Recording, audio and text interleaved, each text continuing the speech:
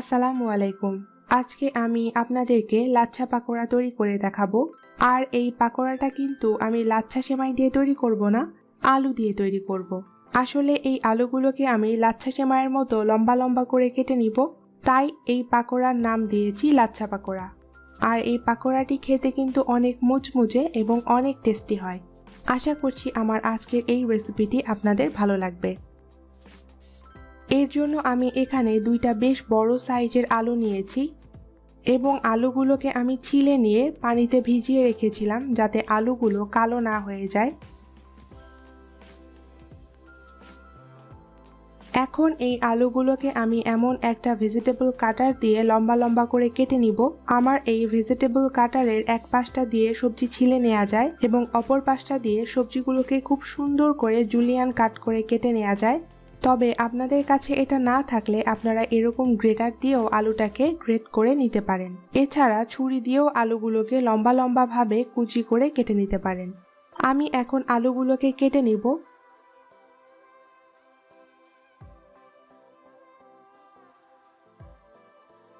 কাটা হয়ে গেলে এর আঁশগুলোকে আমি হাত দিয়ে খুলে নিব এবং এই কাজটা করতে আপনাদের বেশি সময় লাগবে না।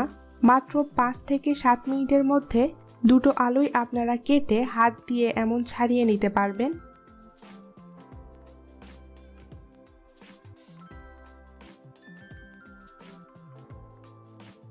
এখন এই আলুগুলোকে আমি পানিতে ভিজিয়ে রাখবো যাতে আলুগুলো কালো না হয়ে যায় এবং বাকি আলুগুলোকে আমি একই পদ্ধতিতে কেটে নিব।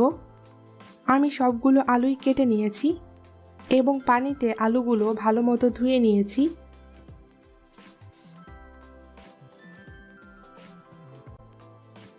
এখন এতে দিয়ে দিব দুইটা মাঝারি সাইজের কুচি করে কাটা পেঁয়াজ, স্বাদ মতো কাঁচামরিচ কুচি, হাফ কাপ বেসন। বেসনটা যদি পরবর্তীতে লাগে তবে আমি আরও সামান্য ব্যবহার করব।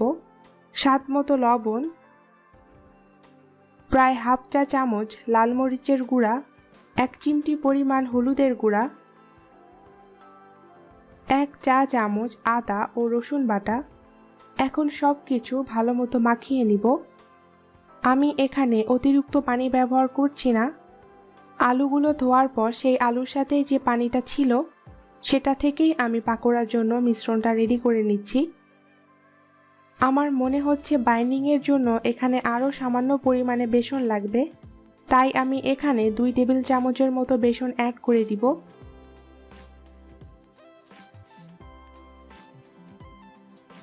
এবং আবারও ভালো মতো মাখিয়ে নিব।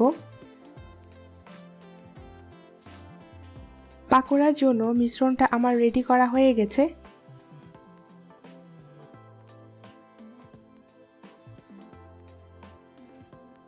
এখন এগুলোকে আমি এভাবে তেলে ভেজে নিব।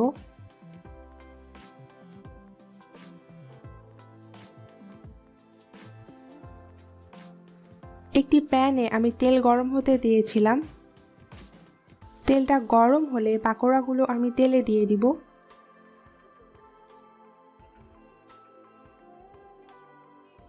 আর তেলে দেওয়ার সঙ্গে সঙ্গেই এটা নেড়েচেড়ে দেওয়ার কোনো প্রয়োজন নেই।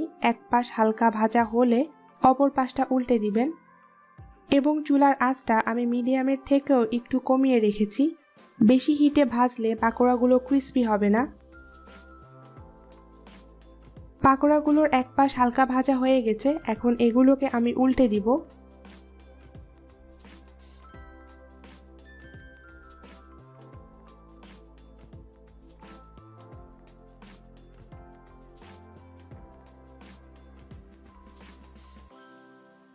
এবং এভাবে কিছু সময় পর পর পাকোড়াগুলোকে আমি উল্টে পাল্টে বাদামি এবং মুচমুচে করে ভেজে নিব।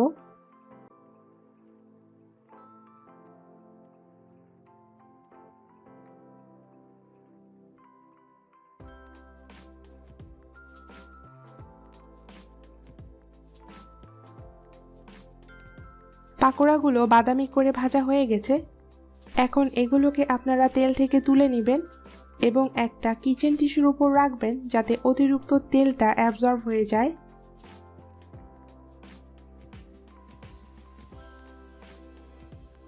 এবং এভাবেই আমি বাকি পাকোড়াগুলো ভেজে নিব।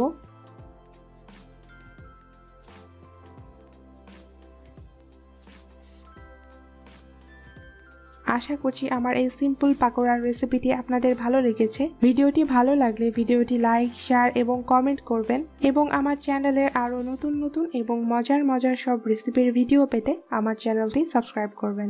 আল্লাহ হাফেজ।